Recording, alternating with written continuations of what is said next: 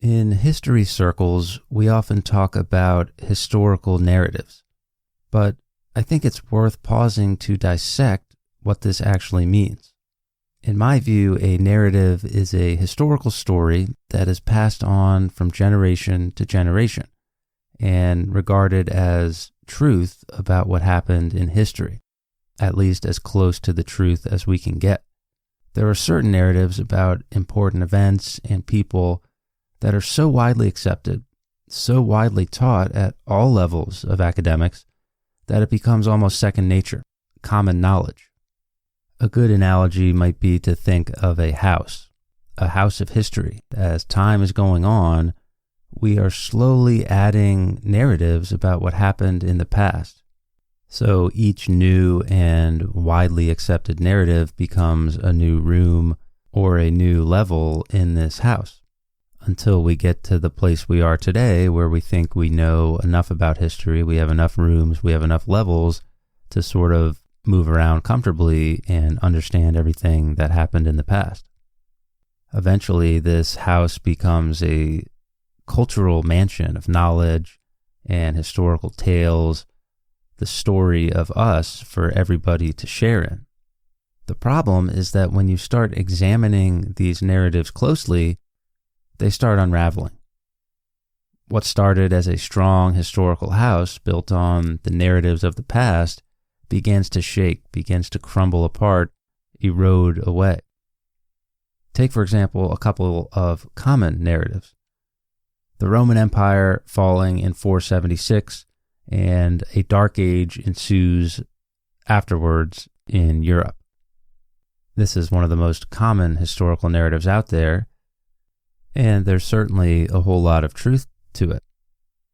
But when you take a closer look at the narrative itself, what does that actually mean? Did the people of Europe suddenly all decide at a certain time of the day and a certain date in 476, they just threw up their hands and said, "All right, folks, that's the end of the empire, nothing to see here, moving on"? Or was it a more gradual process? What does it mean for an empire to fall? How do we define a dark age? Dark for who? In comparison to what? When you start asking these deeper questions, the historical narrative starts to unravel just a bit. How about another common narrative? The narrative of trench warfare in World War I. Again, sure, there's plenty of truth to be had there, but there's also plenty of other war-related tactics and strategies and technologies and movements of people and supplies going on in World War I. So does simply saying trench warfare adequately describe the real history of what was going on in World War I? Probably not. So as you can start to see, when we start examining these narratives, our house of history starts to fade a little bit, to slowly be called into question. It turns out these narratives aren't necessarily 100% accurate and might be based on assumptions and questions that haven't been fully examined. But what would happen to this metaphorical house of history if you stripped away the foundation? Would it fall apart entirely? Because there is one foundational story. There's one narrative of history that, in my opinion, everything else is built on. That narrative is the foundation of everything else that history became. It's the story of us. Different people call it different things, but historian James C. Scott, in his book Against the Grain, calls it the civilizational narrative. The narrative of civilization, the history of progress. In my experience, it's the foundational building block of most of the world history courses that are taught. If you weren't sleeping through class, everybody learned some version of this at some point.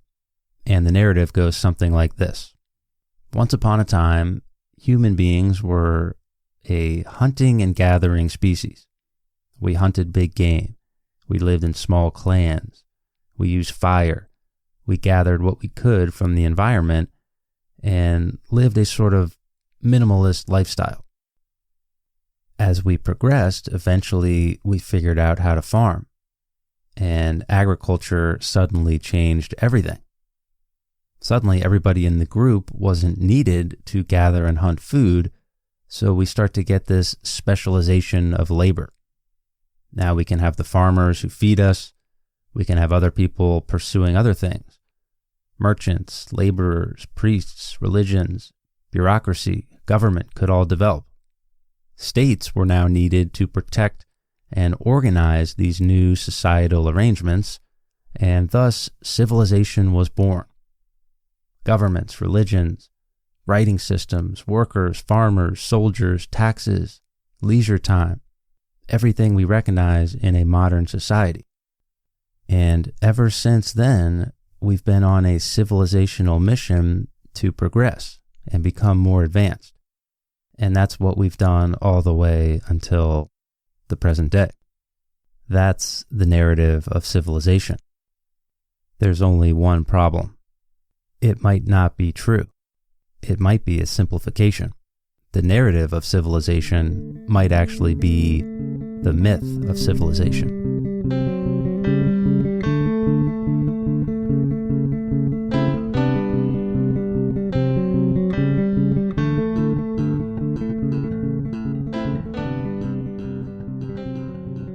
To some extent, I've always been a fan of the idea that the journey is more important than the destination.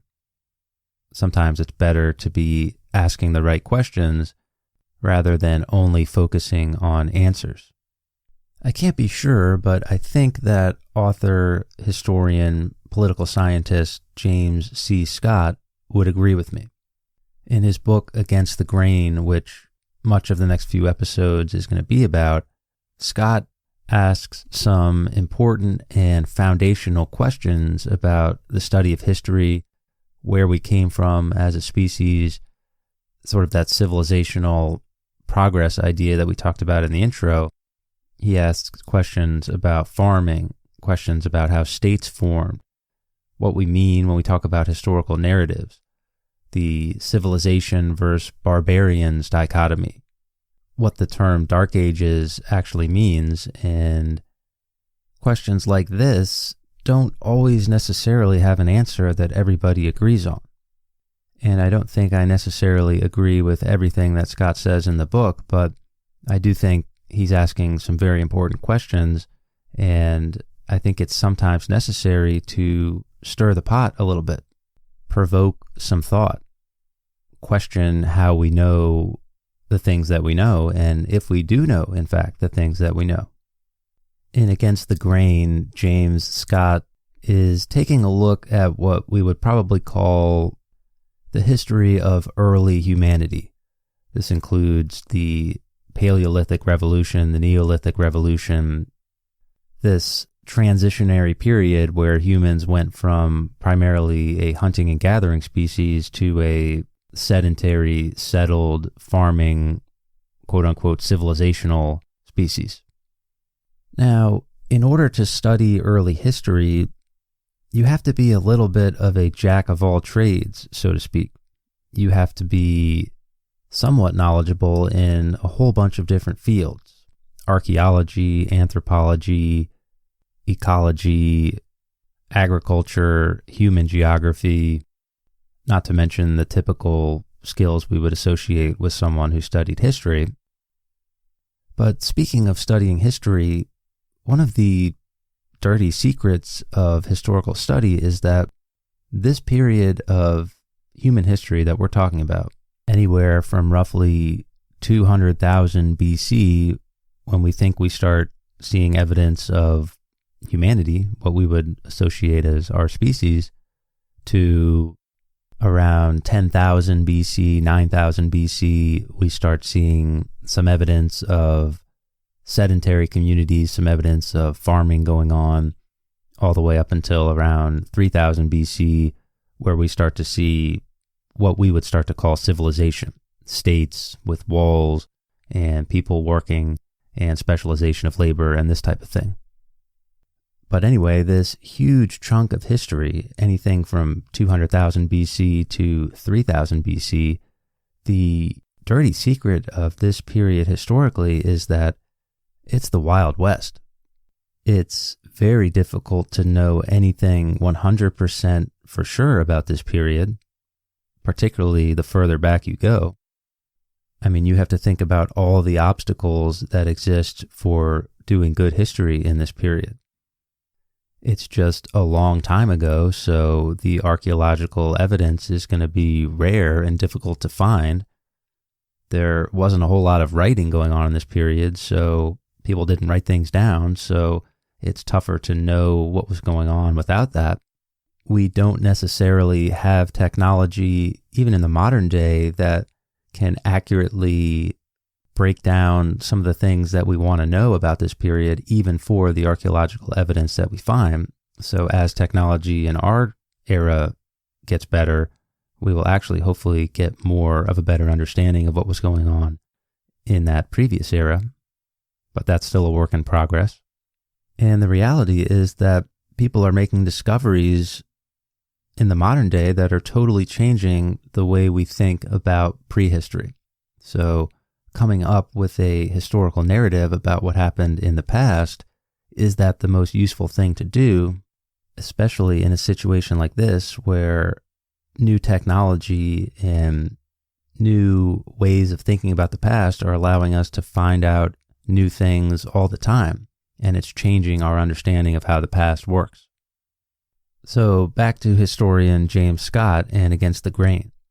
He takes this pot-stirring approach and he combines it with his historical background, his political science background, and his background on state power, sort of how states are formulated, the ways they use power, acquire power, these types of things. And he starts applying this to early history.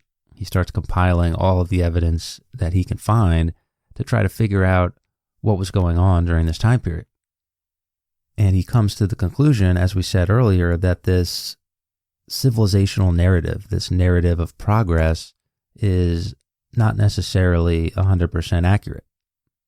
Here's James Scott discussing this narrative of progress, this narrative of civilization, as he defines it. Quote, "Historical humankind has been mesmerized by the narrative of progress and civilization as codified by the first great agrarian kingdoms. As new and powerful societies, they were determined to distinguish themselves as sharply as possible from the populations from which they sprang, and that still beckoned and threatened at their fringes. In its essentials, it was an ascent of man story. Agriculture, it held, replaced the savage, wild, primitive, lawless, and violent world of hunter-gatherers and nomads. Fixed field crops, on the other hand, were the origin and guarantor of the settled life, of formal religion, of society, and of government by laws. Those who refused to take up agriculture did so out of ignorance or a refusal to adapt. In virtually all early agricultural settings, the superiority of farming was underwritten by an elaborate mythology, recounting how a powerful god or goddess entrusted the sacred grain to a chosen people. Though they vary in details, such accounts record the march of civilization conveyed by most pedagogical routines and imprinted on the brains of schoolgirls and schoolboys throughout the world. The move from one mode of subsistence to the next is seen as sharp and definitive. No one, once shown the techniques of agriculture, would dream of remaining a nomad or a forager. Each step is presumed to represent an epoch-making leap in mankind's well-being. More leisure, better nutrition, longer life expectancy, and, at long last, a settled life that promoted the household arts and the development of civilization. Dislodging this narrative from the world's imagination is well nigh impossible. The 12-step recovery program required to accomplish that beggars the imagination. I nevertheless make a small start here." End quote. Okay, so that's a long quote there, but I think it's important because you can sort of see the sarcasm dripping through the pages there, and you can see that laying out this idea of the civilizational narrative. So it's the narrative of progress. Originally, man was a hunter and gatherer, and then one day he learned how to farm, And then soon after that, states, civilization developed, and as a result, human beings could be happy because that's the way we live today. The problem with this narrative is, according to Scott at least, it's not true. So first of all, he points to the fact that there's actually evidence of sedentism, living a settled life in communities, before evidence of agriculture. In other words, the civilizational narrative says that mankind learned how to farm, and this was the catalyst that led to everything else. Because man could now stay in one place and farm, this of course led to specialization of labor and settled society and civilization and states and governments and religions and all these things. But what Scott is saying is that it's actually the opposite. Humans were living in settled communities way before agriculture came along, so something in this chain of progression, this cause and effect, doesn't add up. Scott says, quote, "It has been assumed that fixed residence, sedentism, was a consequence of crop field agriculture. Crops allowed populations to concentrate and settle, providing a necessary condition for state formation. Inconveniently for the narrative, sedentism is actually quite common in ecologically rich and varied pre-agricultural settings, especially wetlands bordering the seasonal migration routes of fish, birds, and larger game. There, in ancient southern Mesopotamia, Greek for between the rivers, one encounters sedentary populations, even towns of up to 5,000 inhabitants with little or no agriculture. The opposite anomaly is also encountered, crop planting associated with mobility and dispersal, except for a brief harvest period. This last paradox alerts us again to the fact that the implicit assumption of the standard narrative, namely that people couldn't wait to abandon mobility altogether and settle down, may also be mistaken." End quote. Scott here is pointing out one of the holes in this civilizational narrative theory, namely that there were settled societies before there was agriculture, so there's not necessarily a cause-effect relationship there. Another hole that Scott points out is that there's a massive lag in the time period between agriculture developing and the first civilizations, as we would call them, states, existing. Scott finds evidence of farming around 9000 BC.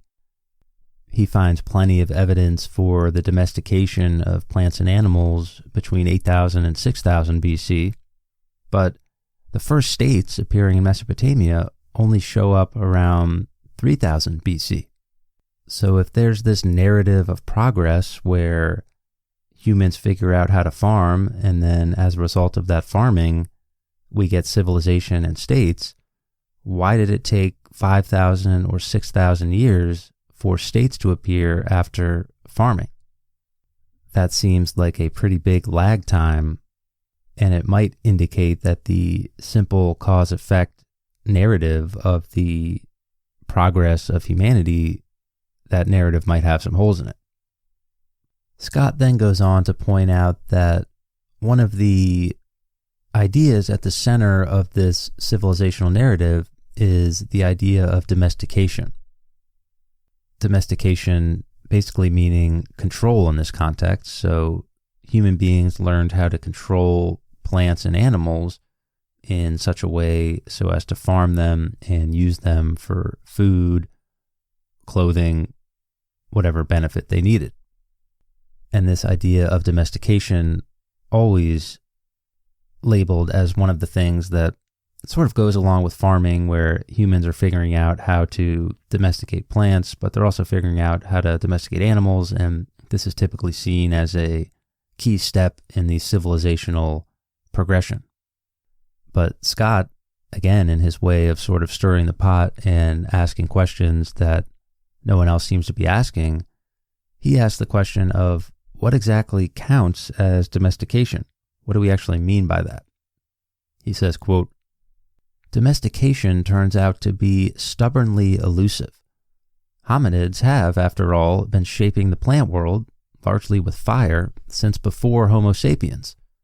What counts as the Rubicon of domestication? Is it tending wild plants, weeding them, moving them to a new spot, broadcasting a handful of seeds on rich silt, depositing a seed or two in a depression made with a dibble stick, or plowing? There appears to be no aha or Edison light bulb moment. There are, even today, large stands of wild wheat in Anatolia from which, as Jack Harlan famously showed, one could gather enough grain with a flint sickle in 3 weeks to feed a family for a year. Long before the deliberate planting of seeds in plowed fields, foragers had developed all the harvest tools, winnowing baskets, grindstones, and mortars and pestles to process wild grains and pulses. For the layman, dropping seeds in a prepared trench or hole seems decisive. Does discarding the stones of an edible fruit into a patch of waste vegetable compost near one's camp, knowing that many will sprout and thrive, count? End quote.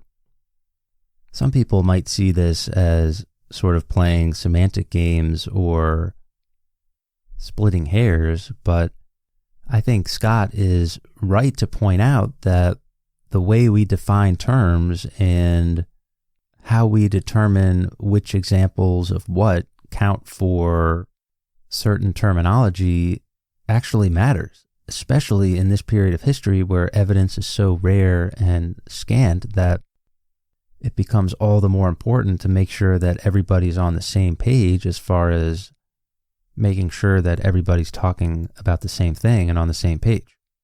Another flaw in the civilizational narrative that James Scott points out is, in his opinion at least, early agriculture was not necessarily a step forward for human well-being. In Scott's estimation, living in settled communities, sedentism, and agriculture often went along with bondage, slavery, crowding, disease, war, some of the things that we would associate with the negative aspects of the human experience. Scott is questioning this narrative we have that's sort of built in. There's a built-in assumption that these early states, these early examples of agriculture and settled communities were leading to better lives, better well-being for people because that assumption is something that's built into the way we live today. Obviously, in the modern day, the benefits of agriculture and a settled society are attractive to a lot of people, and I think most people probably wouldn't want to go back to being foragers and hunters and gatherers. But regardless of what you think about that in the modern day, at the time period that we're talking about, through the eyes of the people who were actually living there, he makes the argument that it might have actually been better for well-being, better for health, both physically and mentally, to live outside of the early civilizations, the early states that we're going to be getting into. And the reality was that most people did live outside of these states. Scott points out that we tend to think of early states in Mesopotamia or Egypt or China or India as these massive leviathans of power and culture, but in reality, they took up only a tiny portion of the total world population and an even tinier portion of the total world surface area. Scott points out that once you take away this assumption that living in civilized society is quote-unquote better than living outside of quote-unquote civilized society, things start to open up in the study of prehistory. He says, quote, "Once the basic assumption of the superiority and attraction of fixed-field farming over all previous forms of subsistence is questioned, it becomes clear that this assumption itself rests on a deeper and more embedded assumption that is virtually never questioned. And that assumption is that sedentary life itself is superior to and more attractive than mobile forms of subsistence. The place of the domus and of fixed residence in the civilizational narrative is so deep as to be invisible. Fish don't talk about water." End quote.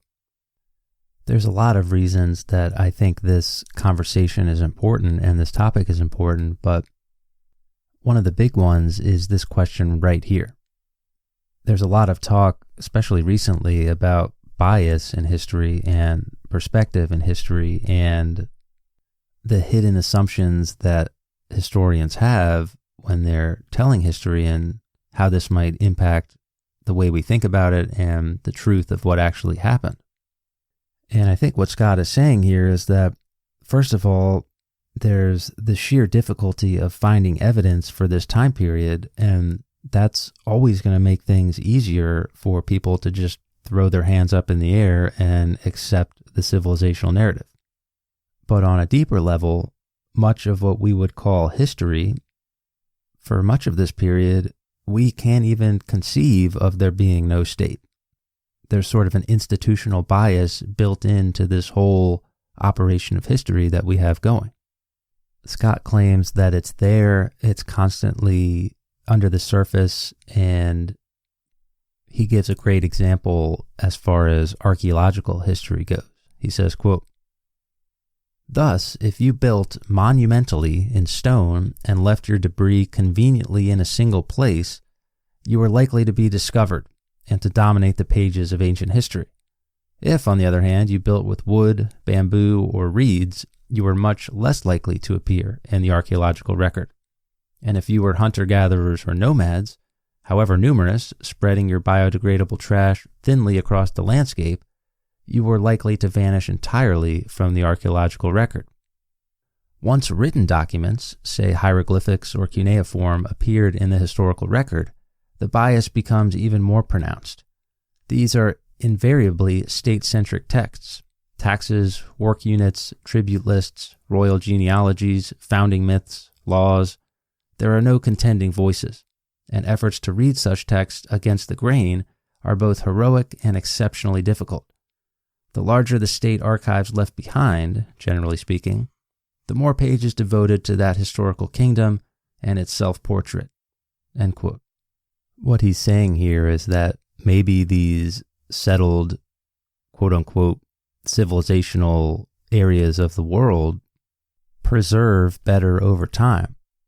So archaeologists and historians discover the ruins of some big building thousands of years later, and that gets to go in the history book because it was made of stone and it preserved over time. And now all of a sudden a narrative begins to develop about this civilization, whereas the narratives of a majority of the human population at this time are not being developed because they didn't build in stone or they didn't live in settled communities. The bias of archaeology. So I hope we've pointed out some of the paradoxes of state formation and narratives about human progress and civilization. And really, every time I've said civilization here and in the future in this series, you should probably be putting up the two-finger air quote thing for some of the reasons we've already mentioned and stuff we're going to get into later.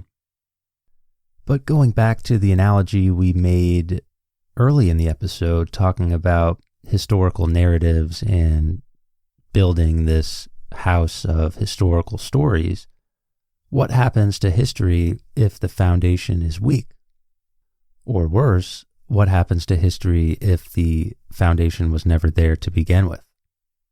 This is why I think this topic matters and this narrative and this story matters, because it really is the earliest historical narrative. And analyzing it thoroughly forces us to ask questions about the way we study history, the biases we all might have going into a historical topic, the assumptions that we have and the questions that we ask. Are we having the right assumptions? Are we asking the right questions? I think for this topic in particular, the stakes are high because if you don't have that foundation on which to build history, then I think there might be sort of a flaw in your historical architecture, so to speak, historical worldview. And if it's true that this narrative is one of the first things that virtually everybody is taught in middle school, high school, so on and so forth, then I think that's a big problem. Again, I'm not necessarily agreeing with everything that James Scott says in his book Against the Grain, but I do think it's valuable to always question your assumptions and always put your knowledge base and historical intuition to the test. So over the course of the next couple episodes, we're going to be talking about this civilizational narrative of how human beings developed agriculture and farming and domestication and used this to turn a primitive hunting-gathering lifestyle into a modern civilized world with states and governments and religions and all these things. And we're going to be analyzing how James Scott at least thinks this narrative has some major problems. But we're also going to be analyzing Scott's other hypothesis in the book, which I think is much more radical. What if, instead of the arrow of causation going one way, where human beings are using farming and domestication and settled communities to develop civilization and states and governments and all these things, what if the arrow goes the other way? What if it was actually states and institutions and cultural and environmental conditions and maybe even narratives about civilization and progress that domesticated us?